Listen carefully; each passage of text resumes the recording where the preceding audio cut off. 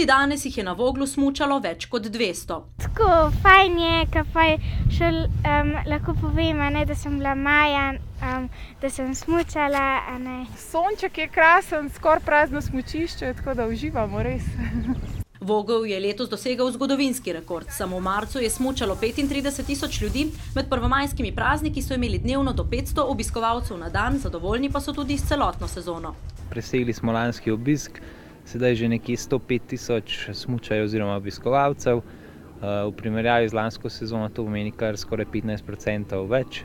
Skupni prihodek je za 30% večji kot prejšnjo zimo, tudi na račun gostinske ponudbe. Ta je namreč letošnje leto prvič pod okriljem Žičnic Vogel. Novost je bila tudi ski paketi.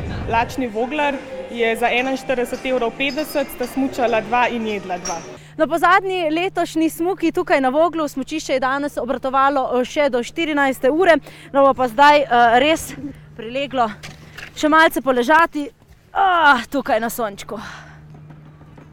Malo bare je treba nabrati za punce pa to, veš. Zdaj še tako malo zapeljati, malo po marmeladi, drugače pa boljš tole. Niso pa vsi prišli smučat. Ti turisti iz Srbije so prišli predvsem zaradi razgleda in počitka na soncu. On je pobjednik crnogorskog prvenstva u uzležavanju, pa je došao ovdje da ispita da li može i ovdje pobjediti. Danes še zadnjič z nihalko. Od jutri naprej, tako kot smučišče, tudi nihalka ne bo več obradovala.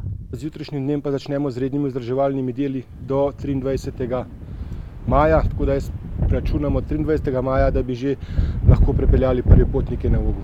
Takrat se začne poletna sezona. Upajo, da jim bo tudi poleti uspelo doseči rekord in preseči lanskoletni obisk, to je 80 tisoč ljudi.